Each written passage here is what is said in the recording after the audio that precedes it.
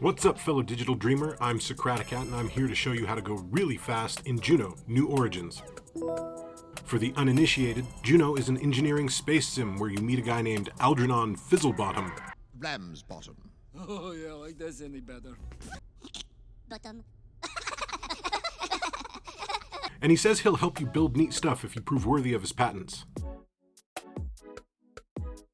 One string of challenges are the land speed milestones, of which there are 5, up to 1 kilometer per second. And 3 contracts from Buck Marshall, each named Fast Roller, that will take you through the first 3 land speed milestones. I'm about to show you how to finish each of Buck Marshall's Fast Roller contracts, and the 2 remaining land speed milestones on Droo that aren't covered by those 3 contracts. Before starting the Fast Roller series, the jump contract must be completed first. For the jump, I like to make a small rover with a light frame body made of panels. It's inexpensive, the frame is great for future craft iterations, and it will probably survive for recovery. Pay attention to the info panel. It calculates a maximum theoretical speed for your chosen settings. If you set it up right, you should get the first land speed milestone as well as contract completion for the jump. If you don't get the milestone in the jump, then tune your rover to hit a speed just above the target 28 meters per second. Bigger wheels means more distance covered per rotation, so bigger wheels are faster, but without more torque, these wheels won't accelerate quickly. Even as light as it is, this little rover isn't going faster without more tech points.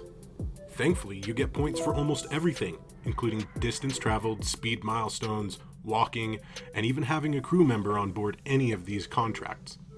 The second Fast Roller contract is for 56 meters per second, so it's time to revisit the tech tree for more torque.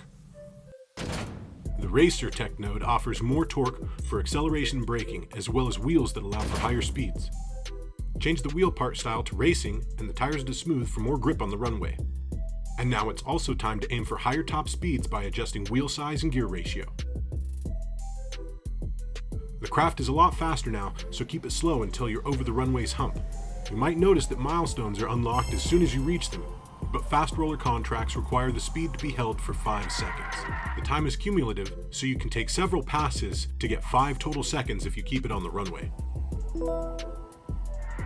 Contract 3 is the same strategy as before, but now aim for 111 meters per second. Max out torque and add some battery. Increasing the size of the command pod is the easiest way to get just enough battery without spending tech. As for the fine-tuning, tweak both wheel size and gear ratio to target just above 111 meters per second.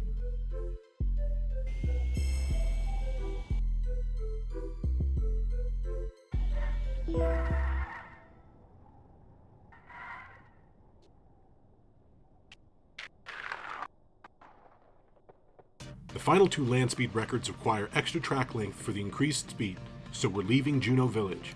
And we need inspiration for a new design, since our current design is now way too slow. I really thought this might work. Taking the wings off a successful jet was way more productive. The engine finally pushed the debris past 300 meters per second, so I figured the jet-powered route was the right direction to go. Removing the rest of the jet from the engine and slapping on some car wheels solved most of the stability issues. The wheels have 0 turning and just enough torque to back up a few meters on the runway. Wings never made it onto this design, since it never needed them. It turns out, even wings meant for downforce eventually start looking for air above the craft.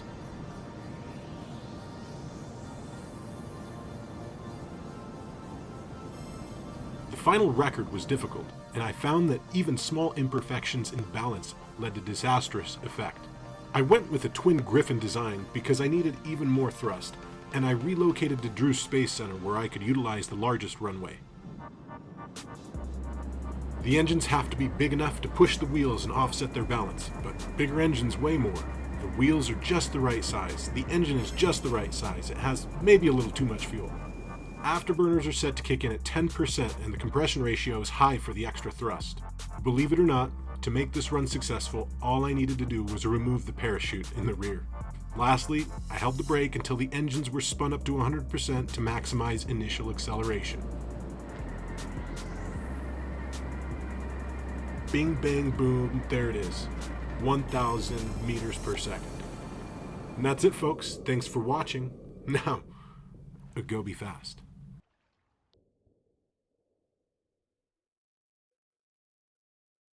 Socraticat. I made it.